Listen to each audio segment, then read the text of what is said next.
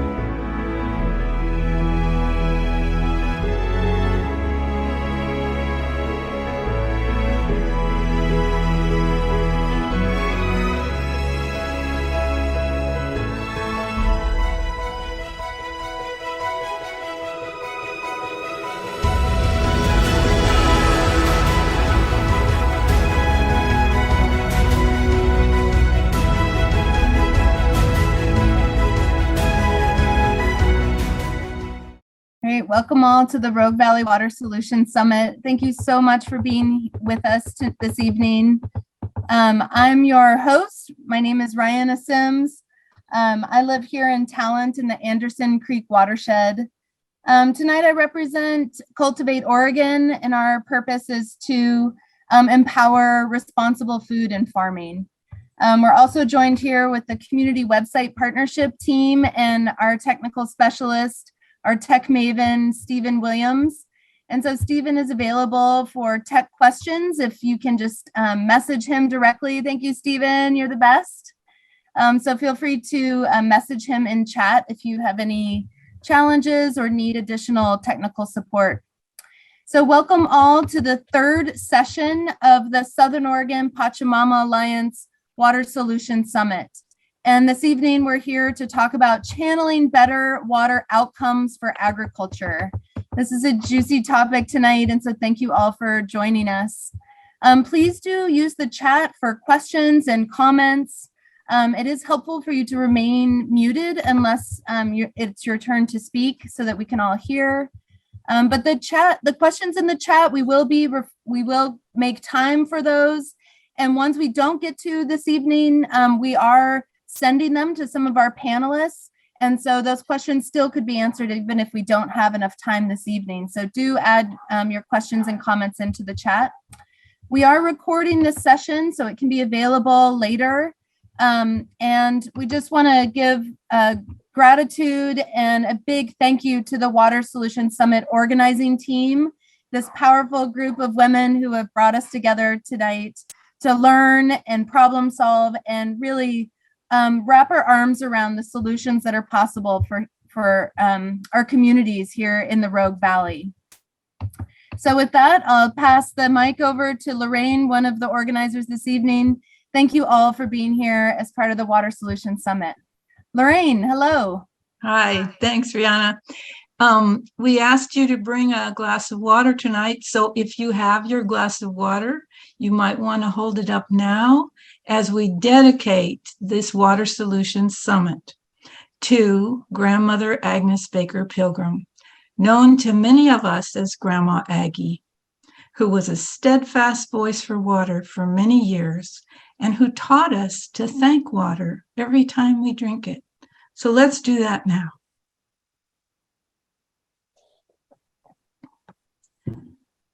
I invite you to settle in now and take a deep breath as we become present together. As we gather, it's fitting to remember and honor the original nations who gathered in this valley before us, people who lived sustainably here for thousands of years. Though some tribal names have been forgotten, we honor and name those that we know: the Takelma and Latgawa, the Shasta, the Klamath, Modoc, and Yahushkin. We know that the ancestors on this land were abused, uprooted, and many were murdered when settlers came to claim the land here more than a century ago. Still, the love and respect of the indigenous ancestors for this land and all the living beings here continues to bless this valley. Let us endeavor to learn from their living descendants, some of whom still live here.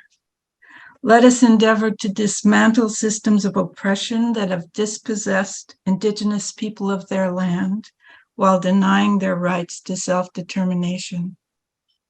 And let us take to heart the gift of their practice of appreciating and working with nature for the benefit of all beings. Now, I'm happy to turn this back over to our co-hosts tonight, Rihanna Sims on behalf of Cultivate Oregon, and Allison Hensley Sexhauer, Executive Director of Rogue Valley Food System Network. We're so happy you joined us in this work. Great, thank you, Lorraine. Thank you all for joining us for the Rogue Valley Water Solutions Summit and our agriculture session today. We're going to start off with an honored guest, Talia Rose, to offer a water blessing. And we're so glad, Talia, that you've joined us here. Talia Rose is a songstress and harpist, an integrative healer and ceremonial activist. Thank you, Talia Rose, for joining us. We're so honored for your sharing today. Thank you. Make sure that you take yourself off mute so we can hear you, and thank you so much for joining us all. All right, I'm unmuted now. Yes, we hear you. Hi, Talia. Thank you. Brothers and sisters, thank you so much for having me here. It's such an honor to be sharing a blessing for the waters. And I think I'm going to open up with a little bit of Native American flute for you all.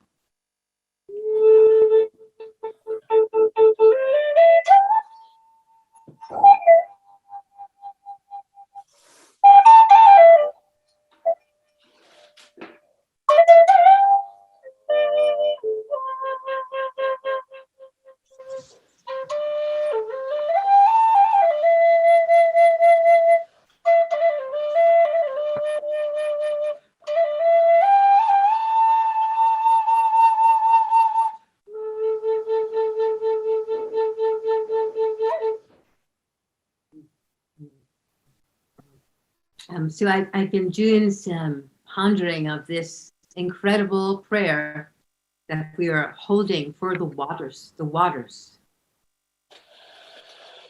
pure, clean, and beautiful. The waters flowing all over Mama Earth, in oceans, in rivers, in waterfalls, in lakes, in so many forms, rivulets, streams, creeks, all alive, meaning to be alive with life. And so much of the water misused and poisoned. How could this be? Why? What? It's not just about the waters. The waters are life. And clearly for this to happen, there has been a very bad mistake. And it is the mistake of not valuing life. That life somehow has lost its sacredness. And why is that? It has something to do with the imbalanced way of regarding, in my opinion, the sacred feminine. That force which is within men and women. It is that pure creation essence, knowing, in which we are all, as Lakota relatives say, we are all Matakwe. We are all family. Everybody is. And we are not only family with each other, we are family with the winds and the waters and the earth. With all life everywhere. With the plants, with the gardens that grow. And somehow we forgot.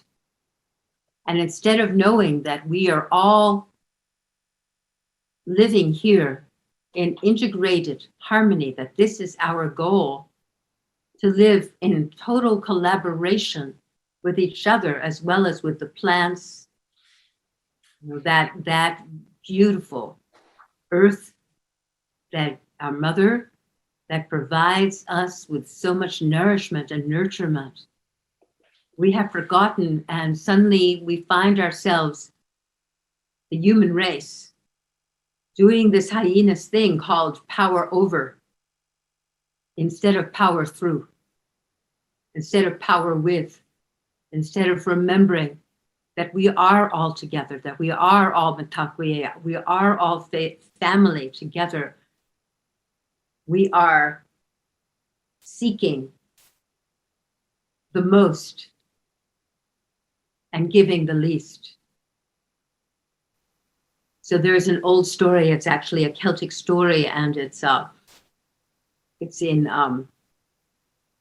what is that name, that book? Deep-Rooted, Women of Deep Roots or something like that, but that's not exactly it. It's a beautiful book, and the story is about well maidens and how there used to be in the land of Erin, which was the ancient Ireland, everywhere there were these sacred wells, and they provided so much love and nourishment. And if you were tired, it is said that if you drank from one of these wells, that you would become revitalized. And if you were sick and you drank from one of the wells, that you would become well, you would become whole. Maybe that's why wells are called wells. And over each well, there was a well maiden who would preside. And the well maidens welcomed all travelers with such love and such graciousness. And then one day, this hellacious thing happened. A king came to one of these wells, and the well maiden welcomed him and his men. And instead of returning that graciousness with appreciation and gratitude, he raped the well maiden. And this resonance, this vibration of shock went out throughout the land. And nothing was ever the same. And the wells began to dry up, and the hearts of the people similarly began to wither.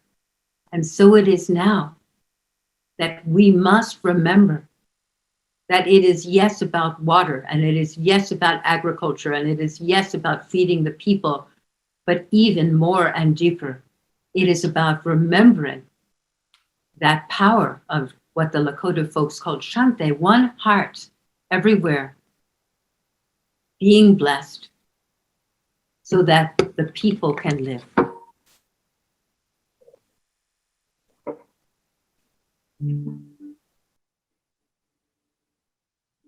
The water flows, the water flows. The water flows and flows and flows. The water flows and the garden grows and grows. Plant a seed, put it in the ground, water it well and dance around. That is how the garden grows and grows.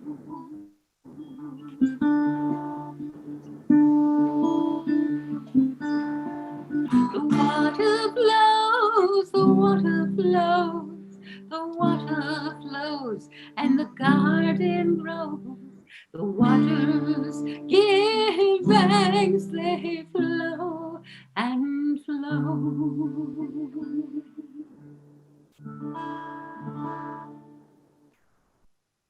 Thank you very much for having me here. May we all share our insights and visions and dreams in the most beautiful way. Thank you. Thank you. Thank you, Talia Rose. Thank you. That was very touching. Appreciate you being here this evening. Thank you very much for offering that song and the story, and to set the tone for reverence and appreciation this evening. So thank you for being here. You're so welcome. Great. Well, we have a really great session in store. Here's our agenda this evening. We've welcomed you. We've had a water blessing. Thank you, Talia Rose.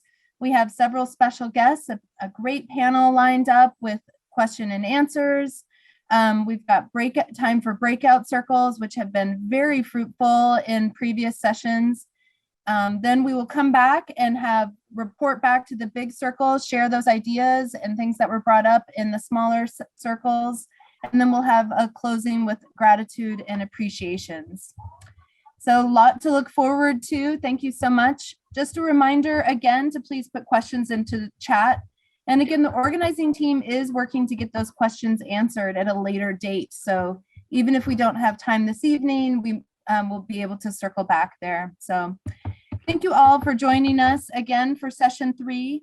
I'm honored to introduce Allison Hensley-Sexauer, the Executive Director of the Rogue Valley Food System Network, of which I am a part of, and really value the great work being done to make local food available to everyone here in the Rogue Valley and beyond. I'm honored to introduce Allison Hensley-Sexauer. Welcome. Thank you so much. Thank you for the beautiful blessing. It came to me that water is that place where the cross section of the mundane and the sacred have to learn to coexist. And thinking about the panel we have ahead of us. So I am honored to be supporting this important work on behalf of the Rogue Valley Food System Network. The Rogue Valley Food System Network started some 10 years ago as an answer to some of the challenges and gaps in our local food and farm systems at the time. And we continue to support the convening of diverse stakeholders with a mission to foster connections that promote food access, ecologically sound agricultural practices, and economic vitality. When I heard about the Water Solutions Summit, obviously the cross-section of agriculture and water is inseparable, and I'm grateful to be here. For the Food System Network, up next for us is the Rogue Flavor Guide, a local guide to food and farming that we produce annually. If you're interested in supporting local farmers who are supporting agricultural practices that you can get behind, please check that out. We just opened up applications for this year. You can learn more about our work and get involved with that, among other things, by visiting our website, and I can drop that in, or emailing me. And now I have the great pleasure of introducing our panelists. And each of our panelists will take a couple minutes to introduce themselves and their role in the water world. First, it's my honor to introduce Representative Pam Marsh, and she's going to be sharing a longer introduction with us for the evening.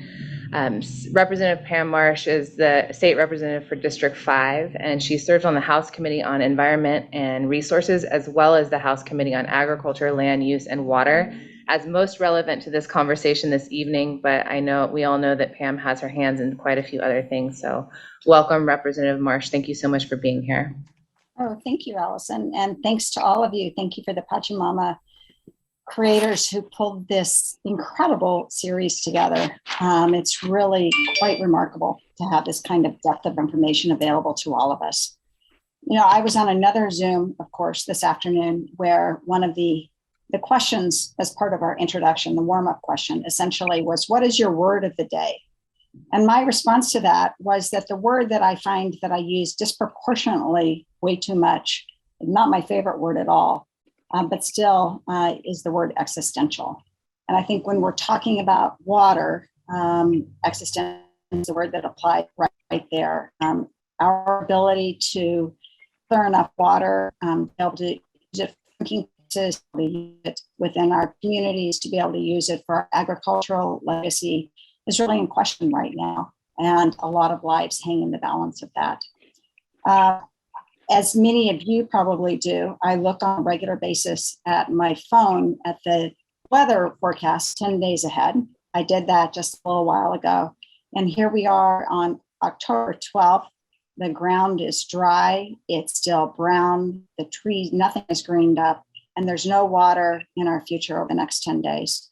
So drought is with us. We have 17 counties in the state of Oregon that have a declared drought emergency this year. Last year, it was 26. So we have had a long and extended, protracted period of drought. And there's frankly no reason to think that's frankly going to go away or be remediated anytime very soon.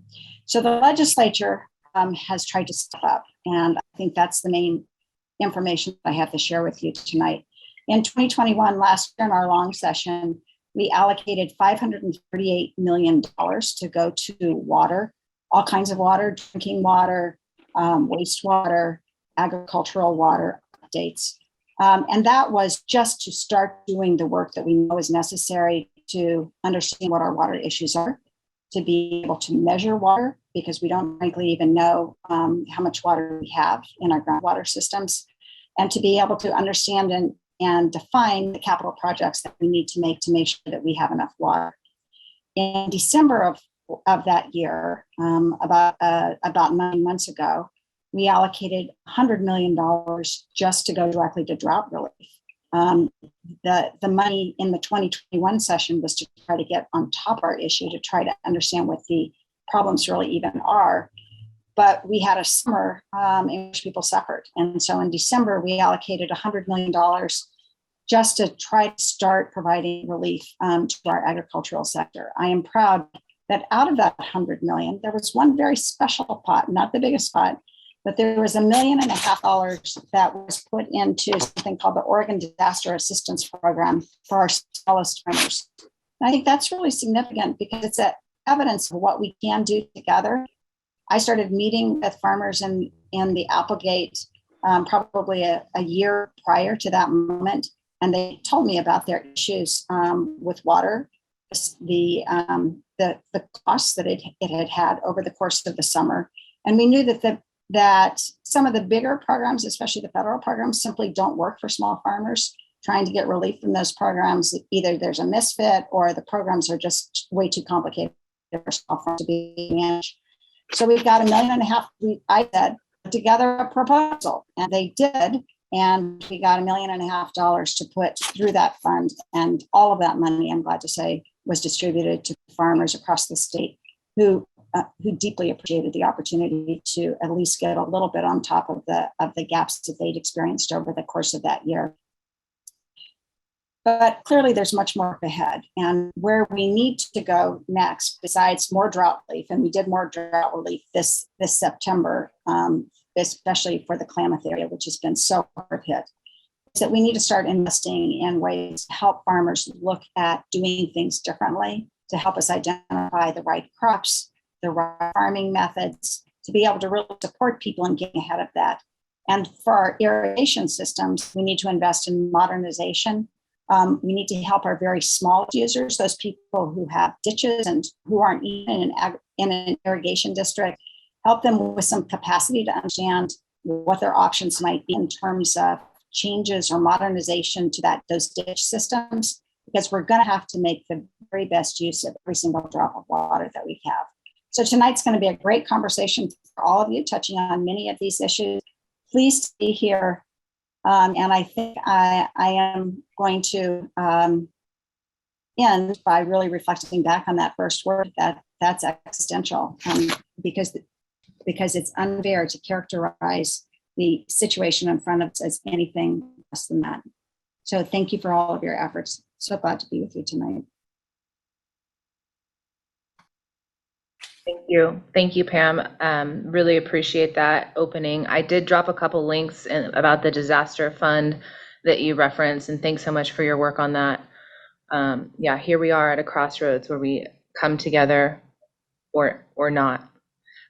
Next up, I have 4 other panelists we're going to be introducing. Again, they're going to give a couple minutes just sharing who they are and their role in the water wheel, water world, both work.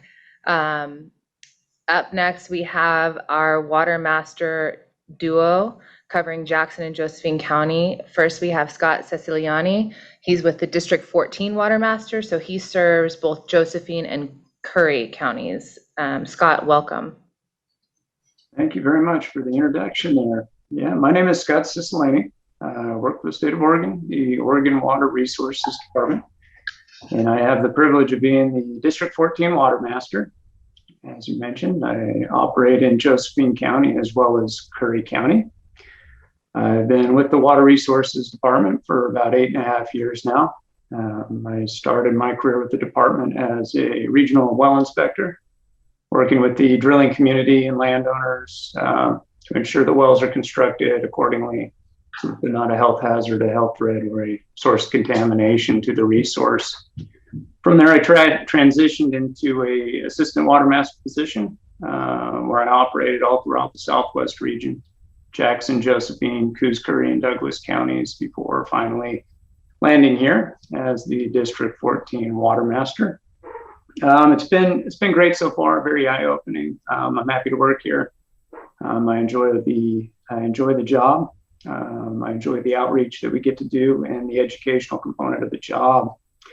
I do want to provide a little background on the department. The Oregon Water Resources Department is the state agency charged with administration of laws governing the allocation of surface water and groundwater. And the department is broke up into 5 different divisions. We have the Field Services Division, Technical Services Division, Water Rights Services, Administrative Services, and then of course we have the Director's Office, and the Director being an appointed position by the Governor. So the water masters, whether you're District 13, Siobhan Haynes, or myself, District 14, we are part of the Field Services Division, and we spend a lot of our time dealing with the distribution and regulation of waters of the state for irrigators as well as for in-stream water rights.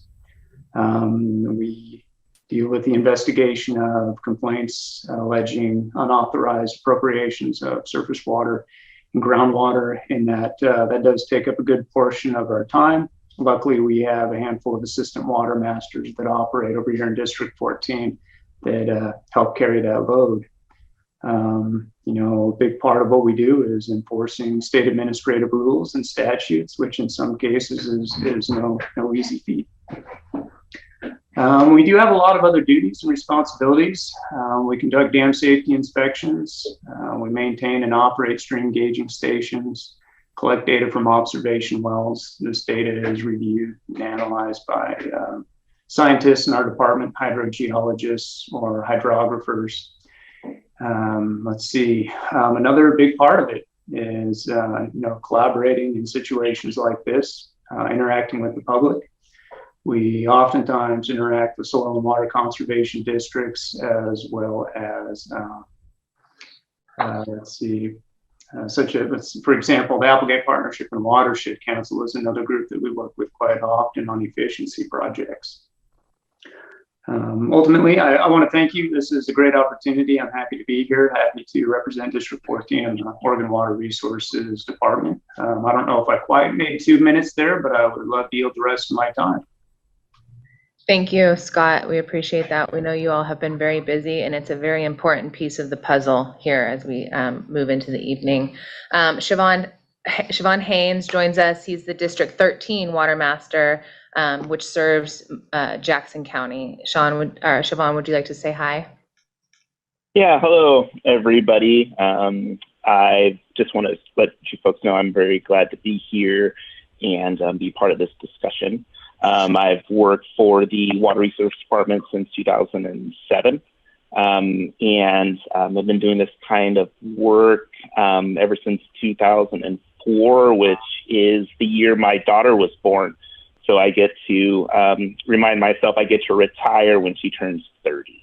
And so I won't go into too many other things because most everything I do is complementary to what Scott does on his side of the district. So I'm just glad to be here and be part of the discussion. Thanks, Siobhan. Up next, we have Paul DiMaggio is joining us from the Soil and Water Conservation. He's a Soil and Water Conservation Engineer with the Jackson County Soil and Water Conservation District. Paul DiMaggio, if you could take a couple minutes to share a bit about you, and then let's also just do a broad sweep state of the water, as much as your role, because we all have a bit of a knowledge, I think, of what you do. So welcome, Paul. Yeah, thanks, Allison. Happy to be here. Appreciate the intro and everything. That was really interesting and put everyone in the right frame of mind, I think, including myself. So my name is Paul DiMaggio. I'm a soil and water conservation engineer here with Jackson Soil and Water Conservation District. My background is I graduated from Cal Poly San Luis Obispo with a degree in agricultural engineering and almost a minor in soil science. I'm a professional agricultural engineer, and I'm a certified irrigation designer and a certified ag irrigation specialist with the Irrigation Association.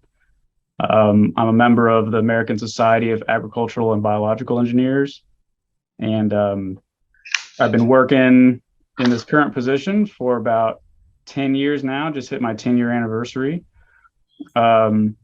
And I'll talk a little bit about Jackson Soil and Water Conservation District. We're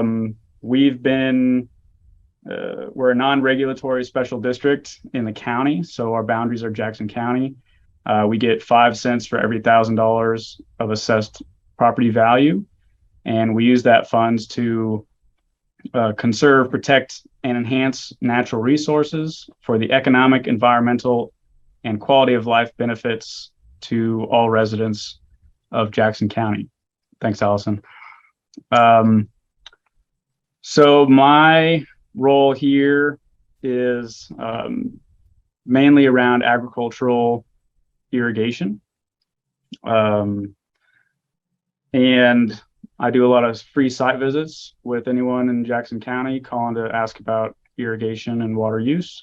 I've worked with most of the irrigation districts in the area, including a lot of the irrigation associations in the Applegate.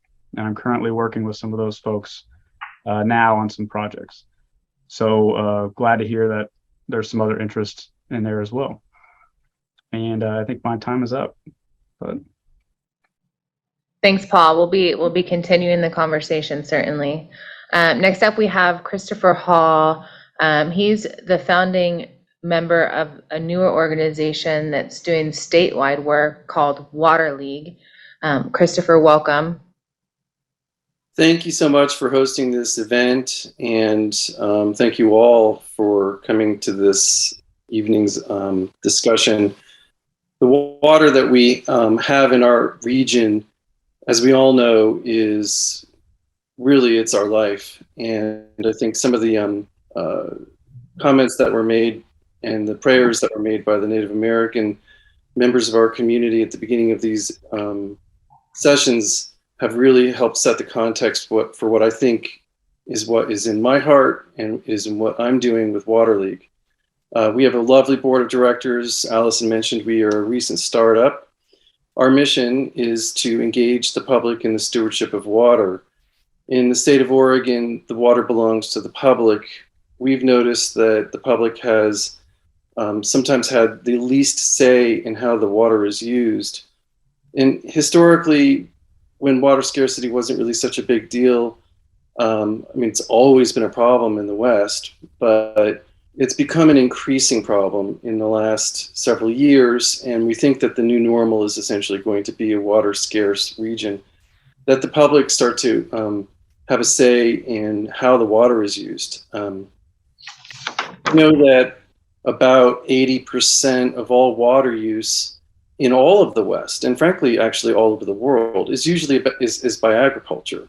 So that ratio of 80% water used by agriculture and then 20% is everything else. That may not necessarily change, but if we're going to look for water savings, if we're going to look for conservation, 4 out of 5 gallons of water are going to come from that sector. And I'm like most people, I get hungry 3 times a day, and I need to drink clean, fresh water. So our agricultural sector is perhaps one of the most important sectors in the West, in the world. And so we have to find a way to support the farmers and support the industry in a way that is sustainable, and is sustainable not only for the production of the food, but for the continued use of our resources going into the future. That's what we're most interested in. And to that end, we research threats to water resources, we promote conservation best practices, and we protect and restore water resources. Thank you so much. Thank you, Christopher. Thanks for bringing in that piece of the puzzle as well. Next up, we have Raleigh Latham. He is the creator of the Permaculture Water Summit. That is another water summit that starts tomorrow, actually. And so, Raleigh, welcome. Please share with us a bit more about about you, and then let's hear about what you are working on with the Permaculture Water Summit. Cool, appreciate it, Allison. So I really kind of cut my teeth many years back. I got a PDC and realized, and I was trying to figure out what are solutions with water. So, I worked on farms. I got an apprenticeship went into being a pond building company, took a few workshops with Seth Holzer, and I realized the power of decentralized water management. Things as small as a natural swimming pool, rain gardens, rainwater capture, and onto farms, things like pond building and small dams. And as we've been making these schools like water stories, we've seen on large scale how decentralized water management is not only effective for capturing water on a small scale, but for restoring the ecology of entire regions. And to tie it in more, we found out that the story of climate is actually so skewed because as much as CO2 is important, capturing water and restoring soil is not framed in the discussions of climate change as much as CO2 is, and that's a drastic mistake. And so we are, through water stories and with the Permaculture Water Summit, we're trying to tell a new story so that we can regenerate our water cycle and regenerate our climate by capturing water in a smart way and showing people what they can do on the small scale, on the medium scale, on the farm scale, and on the large regional scale, to show people that there is hope for the future. And by using water, it's the best tool we have to restore our ecosystems.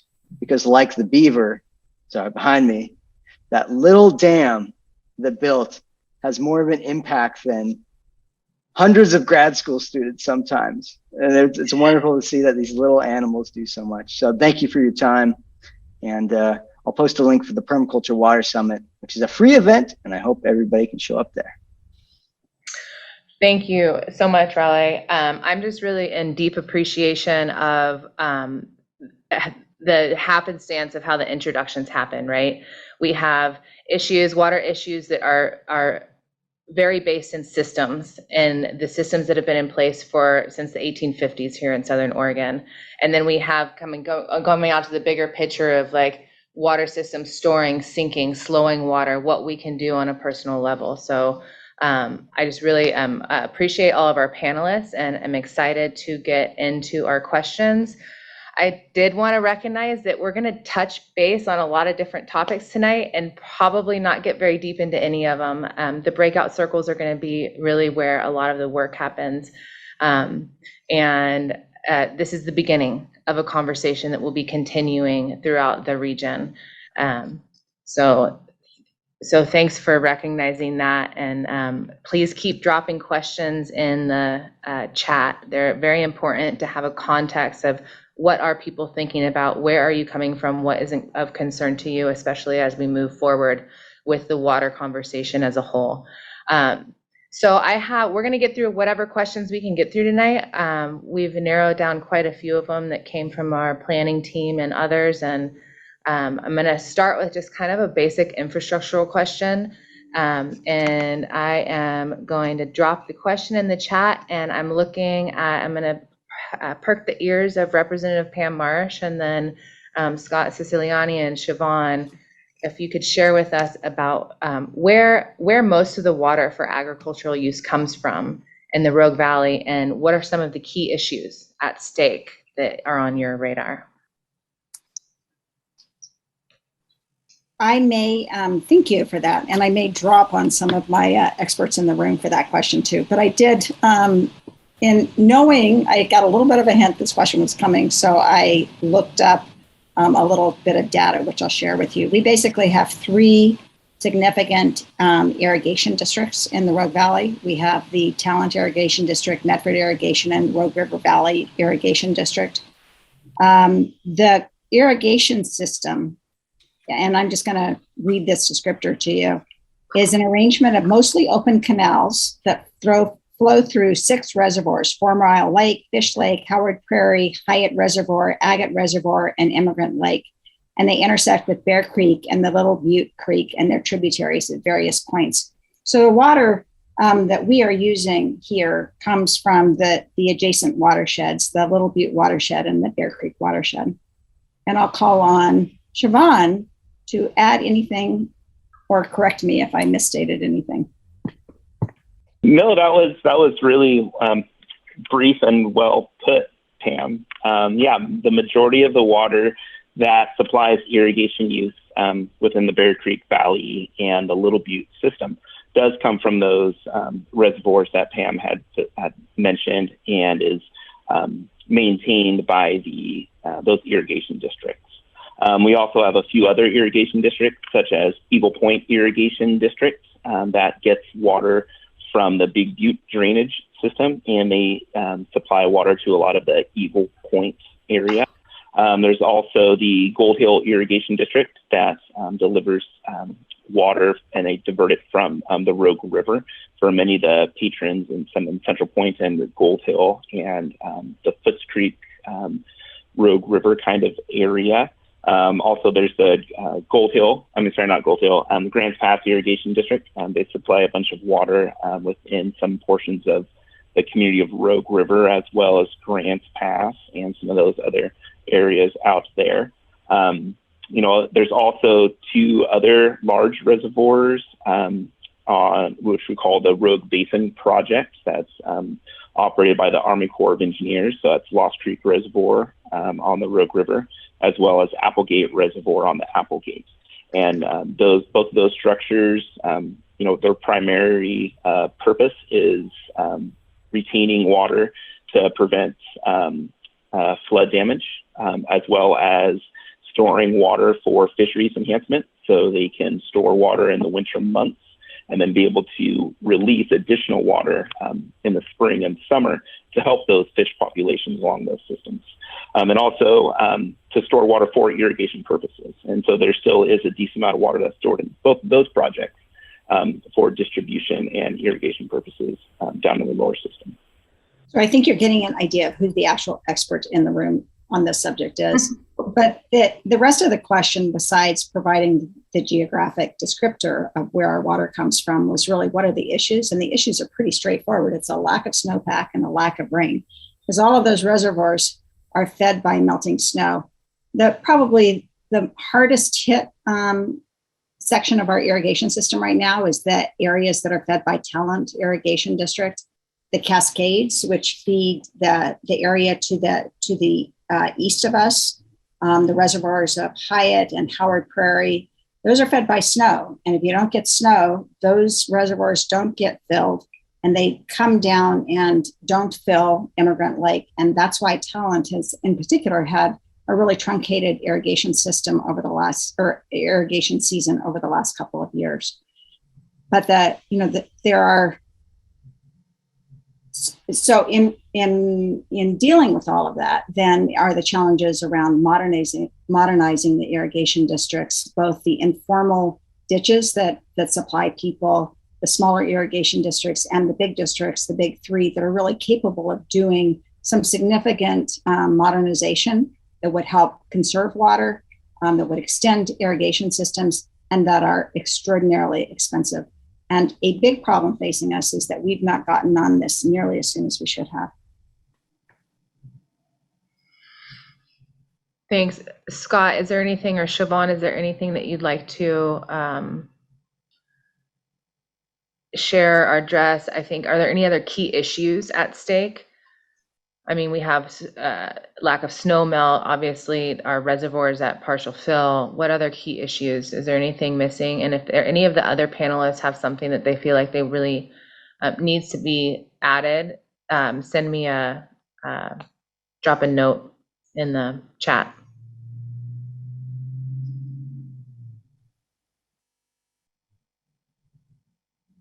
No? Okay, I'm gonna move on. I'm gonna keep the conversation going with asking about. So we have a limited amount of, we have the water that we have. It's Gaia. The amount of rainfall that we get is the amount of rainfall we get. The amount of snowfall we get is the amount of snowfall we get. In our agricultural systems, we have some choices to make on how that water is used on farm. So one of the questions we have is asking about what the most efficient way Well, there's a couple sides to it, right? There's what's the most efficient way to use water in agricultural systems. And I'm going to pull up Paul and Raleigh. Chris might have some thoughts on this. And then additionally, what is the most efficient way to transport or store water for agricultural use? Representative Pam Marsh continues to speak to the possibility of the modernization of irrigation, but let's talk about some of the other ways that we've seen. And again, panelists, if there's something that you want to really add to the conversation, send me a note. But let's have some thoughts from Raleigh and Paul and Chris. What are some of the most efficient ways to store water and transport water for agricultural use that you're seeing in your work right now? What I've seen on kind of scale of farms and kind of up to 100 acres is to capturing their water in ponds and in the soil. Decentralized water management that could be captured, stored either on contour in, let's say you're on a sloped area. These areas that could be channeled and captured in an earthen dam, earthen pond, and stored year round, and it either seeps into the soil or it stays there year round and it recharges the springs. That's in areas I've seen across Oregon and Carlton where they've done that. There's a lot of case studies for farmers who are doing that and able to maintain water year round. And like the beavers are the best case study for it. They are the best rechargers of groundwater. And another great thing is through the conservation of soil, the absence of tillage, using compost, using methods to restore the soil food web can reduce soil water loss by up to 90%.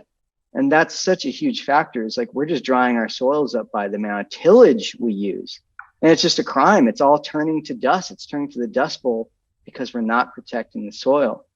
And I think that those are two things that could be done that could increase our water capture capacity. And in laws that could be passed, allowing farmers and landowners to actually capture their own water, capture their rainwater, that would be huge. That's a big thing I think Oregon could do. Thanks. Yeah, I'll add on to that. Thanks, Raleigh. My answer was going to be soil also, and that there's a lot we can do in the soil to really capture that rainwater and use it with the least amount of energy use. It's the most passive way to capture.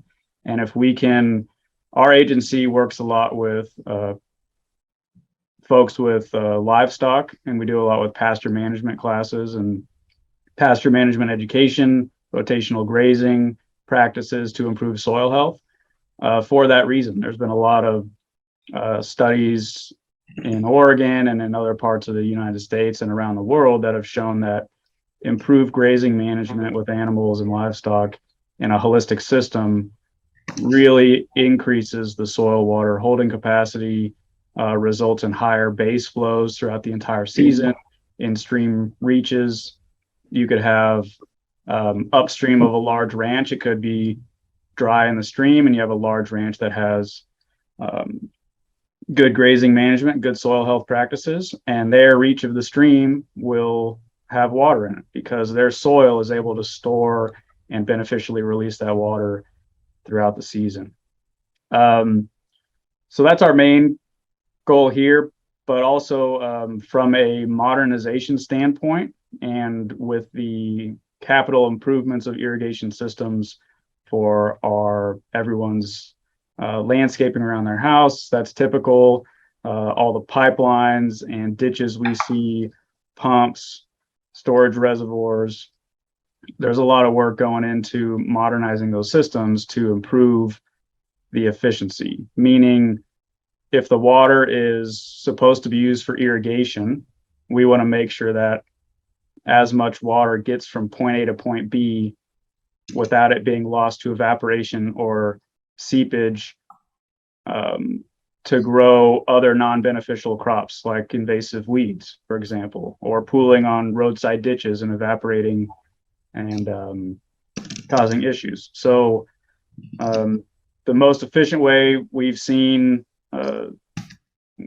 in Central Oregon here locally has been piping irrigation ditches, and that falls into the modernization piece, because piping it and burying it results in the most long-term efficient conveyance of that water rather than an open liner system. And the pipes are large enough now to be able to convey the full ditch capacity, whereas 20, 30 years ago, it wasn't economical, and now it seems like it is.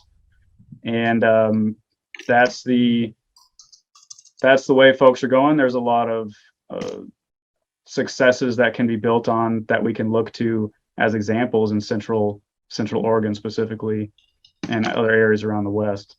And then on farm, drip irrigation is seen as the most efficient still way to use irrigation water. But efficiency versus whether or not you actually should irrigate certain areas is a whole nother topic. And if you're looking at efficiency versus the most crop per drop, and efficiency as just trying to grow the most crop with the least amount of water, you may run into an efficiency paradox where you're actually using more water than you were previously, even though you're way more efficient. So efficiency always needs to be paired with water conservation or reduced total water use. Otherwise, you can run into an issue where everything's really efficient, but you're actually using more water than you ever have. And that's a problem right now in California, with various. Well, we're gonna need to maybe wrap it up. Thank you so much for sharing. We want to make sure other panelists has a moment. We're gonna keep things rolling. Thanks so much for sharing. Yeah, thanks. Sorry, I didn't have the Allison on the screen for the slides. Sorry. Okay. Nice No again. problem. Hi, Chris. Christopher, go ahead. Yes, I think Paul brought up an interesting point, which is one of the ways we can be efficient is the question is whether we should even be growing certain things.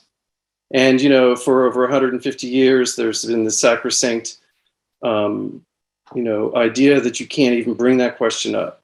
And now that we're at a point where there are states such as Nevada and California are bringing that question up every single day.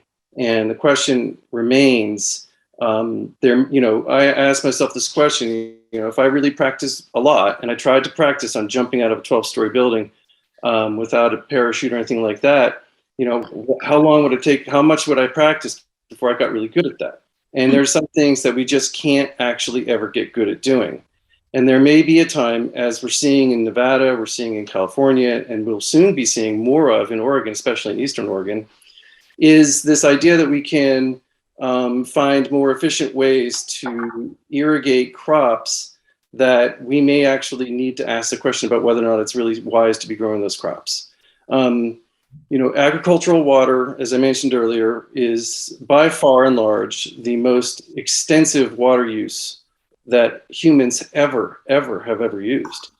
And that has had a number of positive impacts in terms of growing our culture and in advancing our society.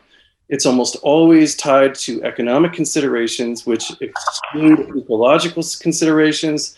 They exclude indigenous cultural considerations, and they end up kind of turning our debates and our questions into these single-dimensional topics that we're starting to see the effects of. And so I believe an efficient way to use water is to first ask ourselves, is it in the public interest? And that is a broad legal standard. Second, is there a potential detriment or harm to the public benefit and the welfare, which is another legal standard. I'm a big fan of making sure that the water that we use is a beneficial use, and a beneficial use not just to the user, but to the general public at large. And then from there, sort out who gets first in line at the spigot, which is what prior appropriation is all about. Prior appropriation says that if you have a senior water right, you get to use the water before people who got water rights after you in time. That's the way it should be. And probably that's the way it's going to always be. However, the state of Nevada and the Supreme Court just upended that. And so that'll be an interesting precedent. But by and large, finding out what a beneficial use is would be, I think, an efficient way to start. Thank you. Thank you all so much. I have one small piece of addition. Like when we're talking about water in the Rogue Valley and agriculture, we need to keep in mind that we export somewhere in the tunes of 95% of everything we grow, and we import everything we eat. So we're not talking about consuming our water in our agriculture. We're talking about it being an economic crop that then gets exported out to the rest of the country, if not world, depending on the crop. So there is just to have in our minds as we move into our breakout rooms that there's a distinction of the food that we actually eat that we purchase locally, which is a very small percent, and then what is grown here that then is exported to the tables of other people, whereas we're consuming the water that's been imported from other communities in terms of vegetables, and pretty much anything that the annual crop row veggie, anything from lettuce to kale to tomatoes, things like that are the most water intensive. So pretty much most of the things we consider our food tend to be the most water intensive. If you're really interested in that topic, definitely join Chris Hardy, who's doing some work, some great work in our local community. Now I'm going to pass it back to Rihanna, I believe, and she's going to send us off, zooming away. Great, welcome back. Thank you all. Hopefully you found your way to the breakout circles and back. Thank you to our tech maven, Stephen, for sending us seamlessly there and bringing us back. So thank you all. Welcome back to the larger group. We have some time now to hear from each of your groups to share about some of what was discussed. And yeah, I know some folks got cut off and apologize for that, but we want to make sure that we can bring those ideas and those solutions back to the larger circle here. So we are going to go through each of the circles, and we'll ask that one member of your group share just not every word, but just an abbreviated kind of summary of some of the best points that for the good of the whole here. So I'm wondering if someone from group 1, the agricultural practices, which we had a great conversation there, if maybe our facilitator wouldn't mind just sharing a little summary of some of the high points from group 1. Oh, we had so many great ideas shared. I was not the recorder in our group. I was the facilitator. So just, listening to such great strategies and ideas. Rihanna, you had some amazing ideas to share. One of the pieces that I took away from what you were saying was about recycling vinyl billboard material as essentially to shade out areas that you're trying to do weed prevention and things like that. And that was ingenious, as I'm like, oh my gosh, that black plastic, just, you use it a season and then it leaves microplastics in your soils. It breaks down in the sun and that's just not effective. And yeah, we can use tarps more than once, but even those break down. But what can we reuse? So that was a brilliant idea. And I also really loved what Anya was sharing. We had several people in our group who were not farmers and still had amazing ideas to share. And Anya was sharing about deeper connection with spirits of the land and the elements, and calling in water, and really making sure that we are acknowledging the spirits and ancient practices of dowsing and things like that. And there were so many amazing other ideas. Rihanna, what am I missing? You were there too. Thank you, Ingrid, for that summary. That was really great. We also was highly encouraged to read the book Dirt to Soil by Gabe Brown as a primer for regenerative agriculture, and really working with the principle to never leave the soil bare. And now that we're in autumn here and with the influx of carbon and leaves, we're so grateful for that, to keep those leaves on the ground and to cover the soil with either mixed cover crops or organic matter. So thank you for those great ideas from group 1. That was a really dynamic conversation. How about someone from group 2? And can you tell us what the group was about? Just quick, the title of the group. Yeah, sure. Our group was for, I don't know why this won't go away. Our group was about growing local food. And we had a lot of good inputs from Chris Hardy, who told us about the projects he's been doing for the last 3 years of growing wheat and barley from seed that he collected very much in Tibet and Afghanistan and so forth, some of the driest places in the world.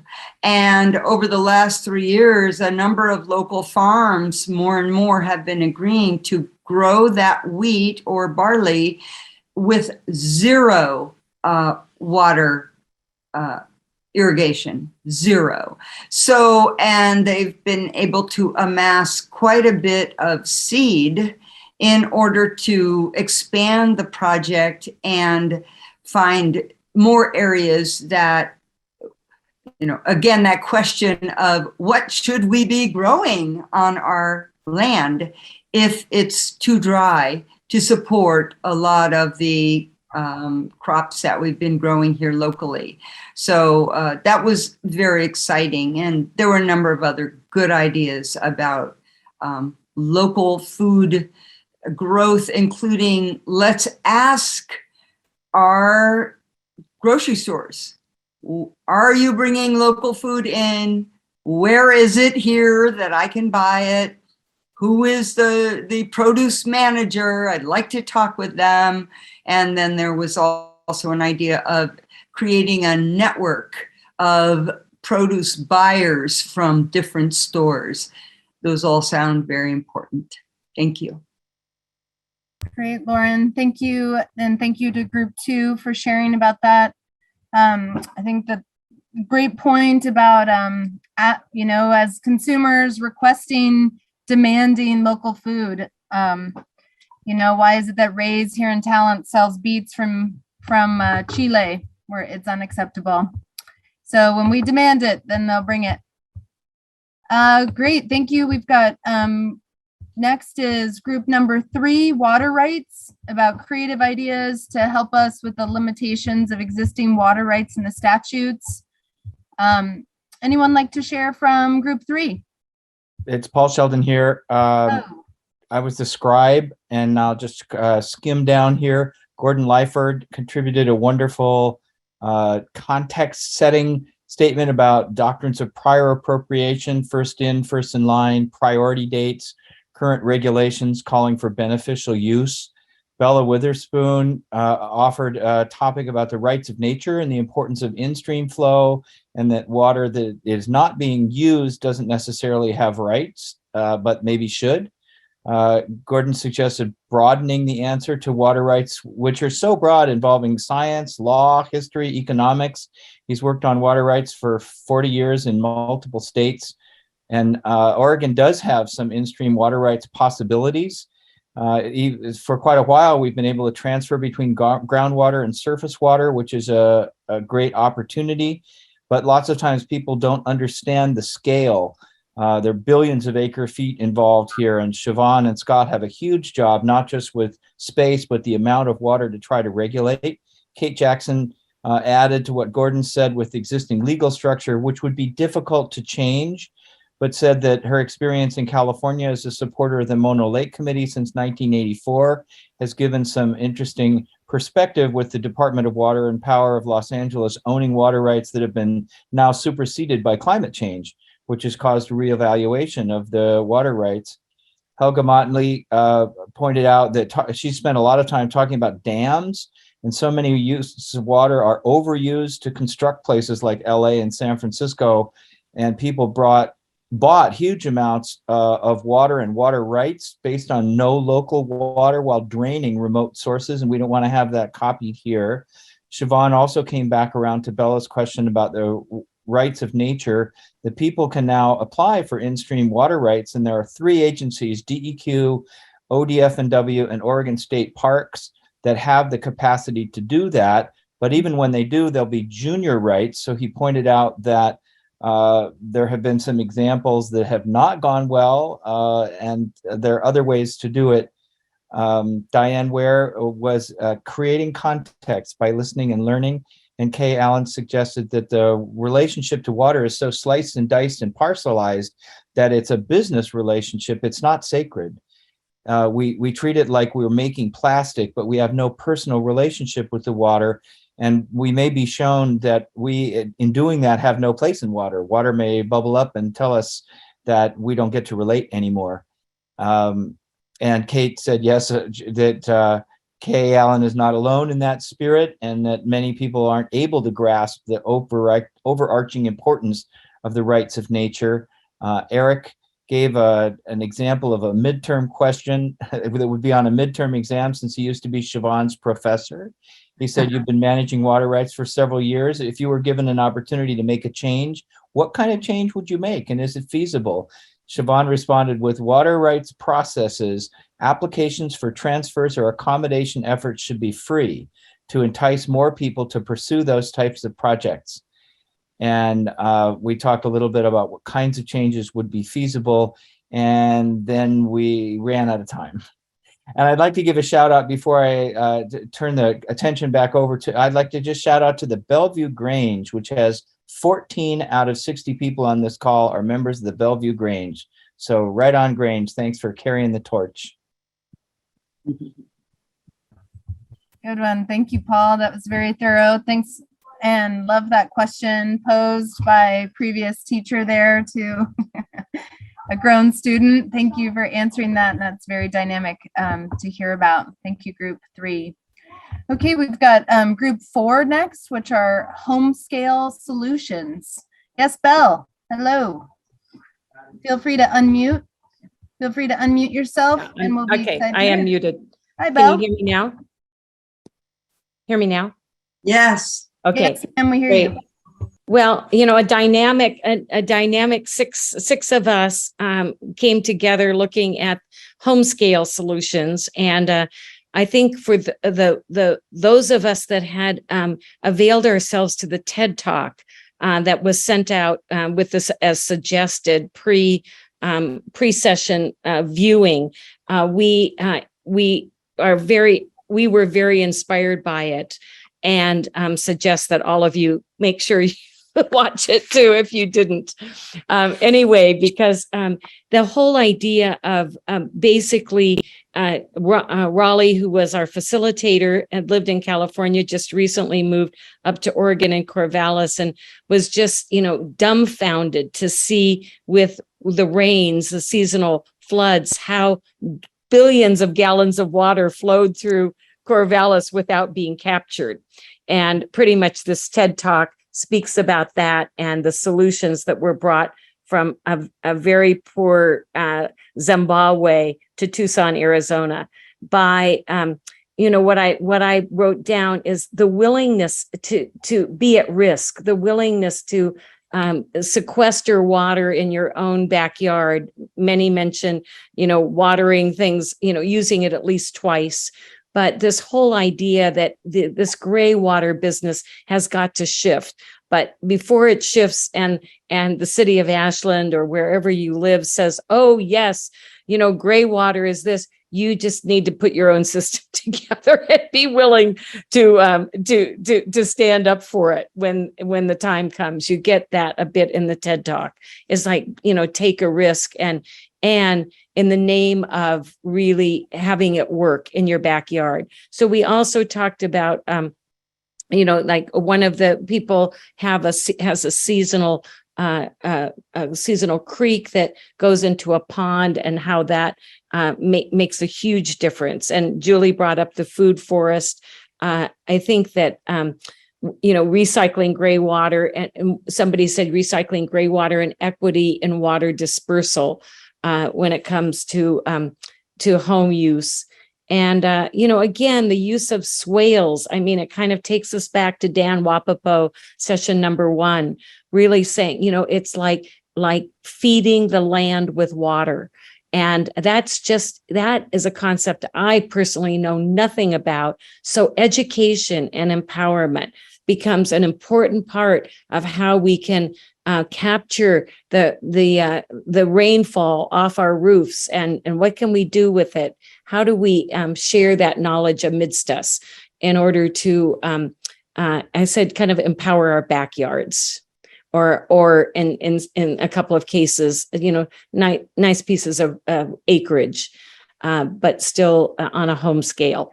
So I think that probably hits it. Oh, we did share our water names. So that we kicked off with that. So think about what your water name is in your own backyard. That's it. Thanks, Belle. Appreciate you. And thank you to Group 4 for that thoughtful input. Next, we've got Group 5, smart things to do with funding. What is the best use of the $5 million federal dollars targeted for TID? And what is the best use for money allocation for Big Butte Springs?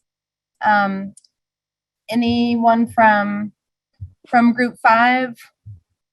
Yes, I was there, and Great, Katie and I were the two that chose to go to this breakout session. Great. And we talked about the Talent Irrigation Project getting $5 million to modernize its infrastructure from a bill that was sponsored by Senator Merkley. And we wondered if this is not the cart after the horse got out, because now we don't have any water up in the lakes, and we're finally starting to get smart about the piping of irrigation canals a little bit at a time. But Katie, why don't you jump in? And you had some great ideas that I hope you share with us. Are you still with us, Katie? So she said that there's a bigger problem about getting the water from the canals to the fields that need it in a way that doesn't waste water. And we should be looking more at carbon sequestration, which the government isn't funding for farmers to do, which they could do if given funding to have the proper equipment to do sequestration. She pointed out that the drawdown book has at least 20 ways of doing sequestration that could be implemented if there was funding available for farmers to do that. And we talked about using gray water. The Medford Water Commission right now, last year, announced a 10-year, $170 million program to upgrade its system, doing everything from upgrading the pipes from Big Butte Springs, which is a major source of water for our valley, to a big improvement, a big enlargement of the Duff water treatment plant on the Rogue River out off of Table Rock Road, and building a brand new Medford Water Commission headquarters that is earthquake proofed and all these fine things. The Medford Water Commission is a commission that is headed by a board which is not elected by the people. And so it has a ton of power and is getting more power every year since it doles out the water to all the cities in the valley practically. And its infrastructure is impressive, but it's a very closed system, and they just do pretty much what they want to do with the water. There are a lot of concerns about the watershed program.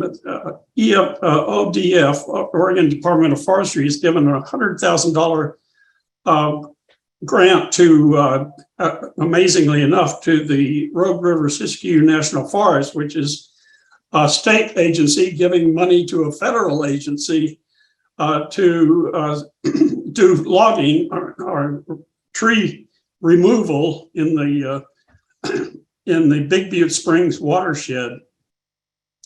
which is always a concern about how they're going to do that and will they do it safely, and where the trees are going. Anyway, so these are some of the concerns that we had, and Katie also noted about Oak Knoll golf course being closed down to save water, and wondered whether maybe there's ulterior motive there, that the city owns that big hunk of land, and if they're no longer using it as a golf course, will they sell it off and use the money for city purposes? So anyway, there's a lot of questions that we had. We also talked about the pricing of water being wrong. It's this use it or lose it system in both municipal water and irrigation water is backward totally. Thank you. Thanks, Alan. Appreciate that. Yeah, thank you to Group 5. Thank you very much for those thoughtful ideas and sharing. Okay, next we've got Group 6, incentivizing efficient water use. Anyone from Group 6 like to share? Yeah, this is Paul DiMaggio. We had a nice conversation with Isadora. So first we talked about a little bit about gray water and what's going on in the area and what has maybe gone on in the past. Because efficient water use deals a lot with gray water and reuse of water. And so we touched on that a little bit, mentioned the WISE project that kind of went away maybe 8 or 10 years ago. They had previously looked at pumping Medford's wastewater back up into the irrigation canals for irrigation water use. That got halted for a variety of reasons. Mentioned the Santa Rosa has a successful recycled water situation going on there, California. The city of Ashland may have a plot of land that they could use for applying their treated water, but they'd have to jump through some probably regulatory, permitting, and social hoops to be able to do that. The city of Gold Hill is currently looking at applying some of their wastewater onto farmland. And any of those practices, in my view, improve soil health, soil organic matter, carbon sequestration, and all those practices. But there are, pros and cons and unintended consequences of all these actions too. Brought up the fact that many people in the West and around the world already drink reclaimed and treated water. So we're lucky enough in our area, in Ashland specifically, and upper in the watershed, that the water we drink is generally rainwater or snowmelt or spring fed. But as you go further down the watershed, you are drinking the treated wastewater of other cities above you. So we are, in a sense, already reusing a lot of our water as communities sometimes. So incentivizing water use, that's a lot of what our agency works with. We can get funds from NRCS, which is a federal agency that can put a lot of funds to improving water use efficiency. They're getting billions and billions of dollars over the next couple of years for irrigation efficiency on-farm programs, specifically on-farm. However, the barrier to doing on-farm improvements is still just the cost. It's still really expensive, even if the government pays for 50% of it.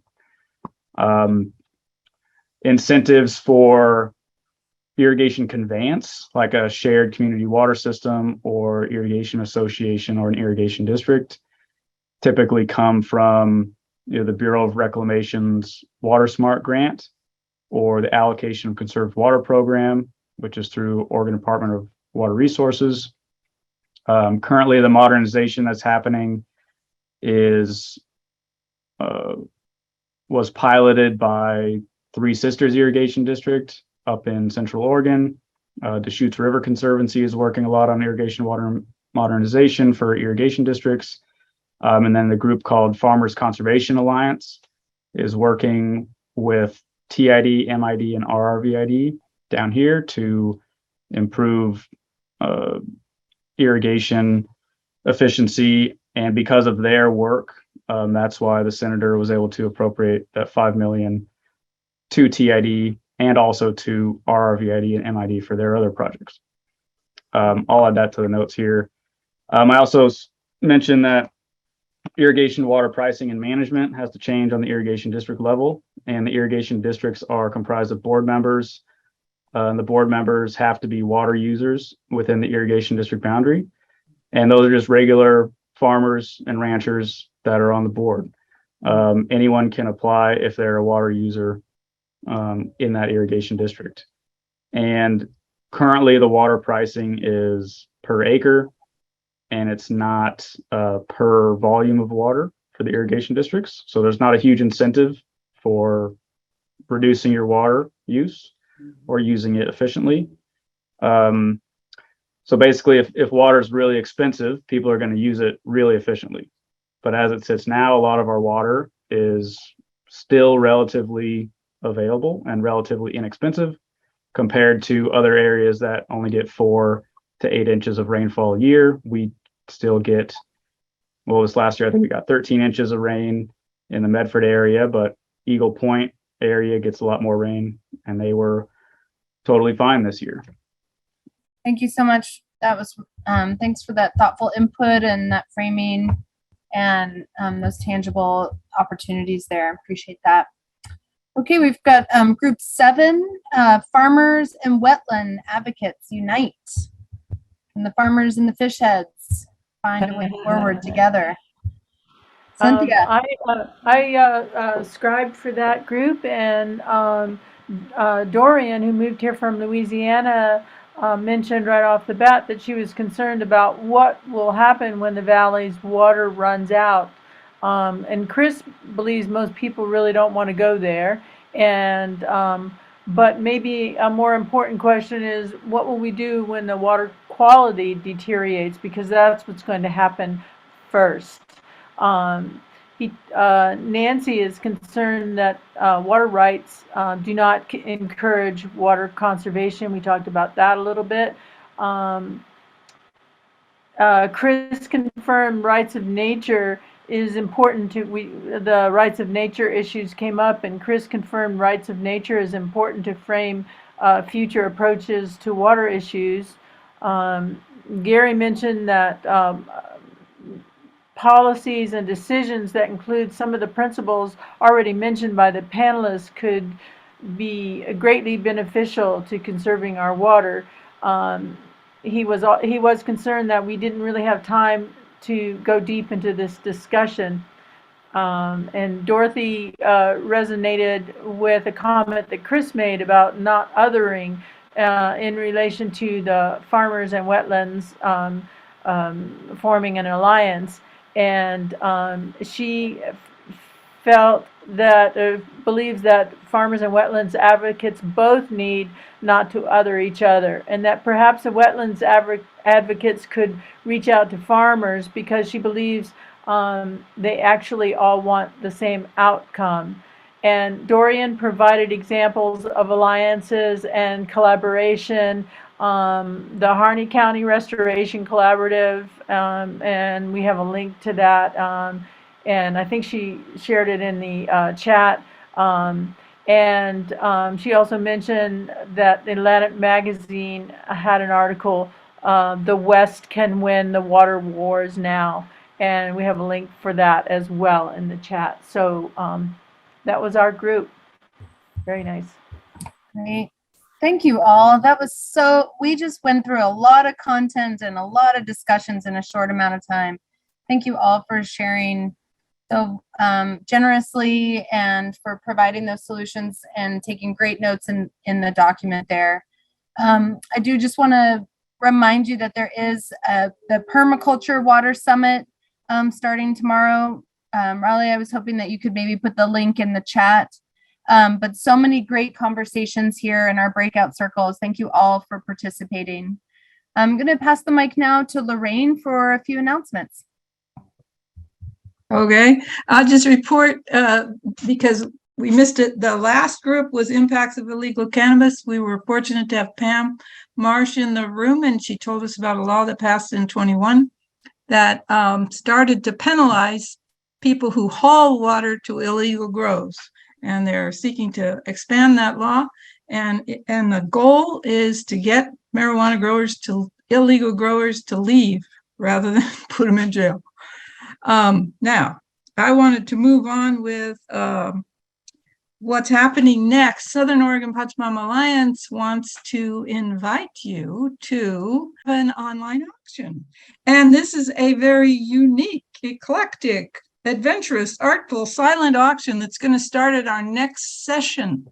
And I'll just give you one little hint about this. All 4 of the organizers of this event have contributed something that they make or do to be auctioned off. For example, I make a really dynamite, flourless, gluten-free chocolate cake, and it's going to be up for sale in the auction. There are also art objects and other beautiful things, so we encourage you to pay attention when we send you the link and tell all your friends, because we would like lots of people to participate in the auction because it's supporting this work. And then we want to say a great big thank you for every person, and the co-sponsors are some of our co-sponsoring organizations who have contributed to keeping us afloat so far. And we've reached the midpoint of this Water Solution Summit tonight, and we have halfway left to go. So we would appreciate your participating in the auction, and if you care to make just a cash donation, you're welcome to do that, and the link is in the chat. Rihanna, you've got some other announcements to make. Great. Thanks, Lorraine, and I'm definitely going to bid on that chocolate cake. That sounds amazing.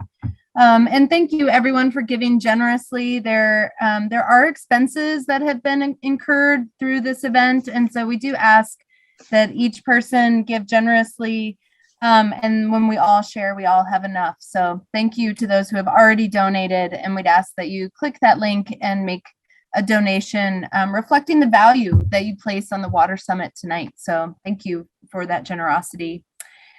Please make sure to come on back, because as many of you know, that each session continues, we continue to go deeper together and really expand the conversation about water solutions here in the Rogue Valley.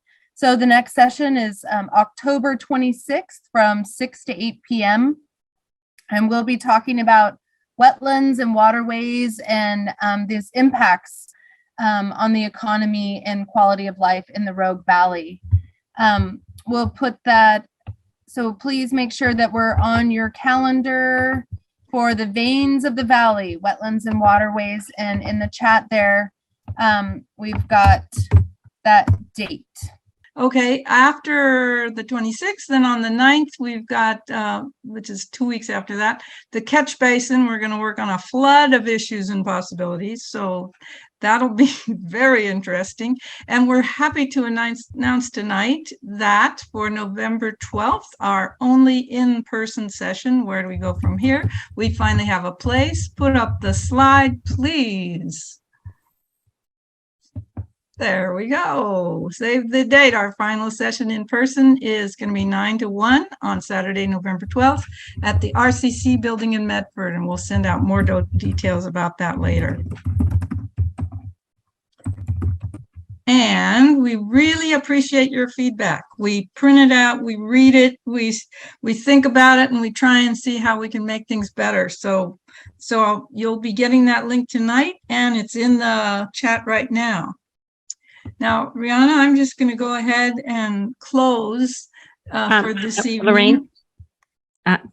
Lorraine, yes. Just a note. As a scribe, I attempted to put my scribe from Google Docs into chat, and it didn't successfully go there. You don't need to do that. Just we'll talk about that later. Keep it in okay? Google Docs. Just okay, keep it. good. Yeah, perfect. Okay. So I asked Stephen to set up the screen so we could all see each other. Because in closing tonight, I just want to remind us that we have so much to be thankful for. I want to thank some very special people tonight. So if I call your name or a group that you're part of, would you please raise your hand or wave? Okay. I want to thank our tech support, Stephen and Rihanna. Where are you? Okay, yay. And our behind the scenes tech support, our dear Jennifer Zeitler is our web person, and she puts up all these links on our website. And Wanda Borland, a wonderful videographer who saves our videos and gets them to us in the next few days. I want to thank our guest, our special guest hosts tonight. Rihanna functioning is in two roles as a host, both tech and for Cultivate Oregon, and Allison for representing Rogue Valley Food Systems and Food System Network, and really bringing together a great group of panelists for us to hear. Our special guest tonight, Talia Rose, who I missed introducing, and I was supposed to, but bless her heart, that's why we work as a team. Rihanna picked up on it right away. Talia, your blessing was so much appreciated. And all the individuals and organizations that have donated to keep this summit flowing. And our wonderful group of 12 co-sponsoring organizations. And most especially, if you're a participant in this thing, I want you to wave right now. Okay, we're thankful for you too.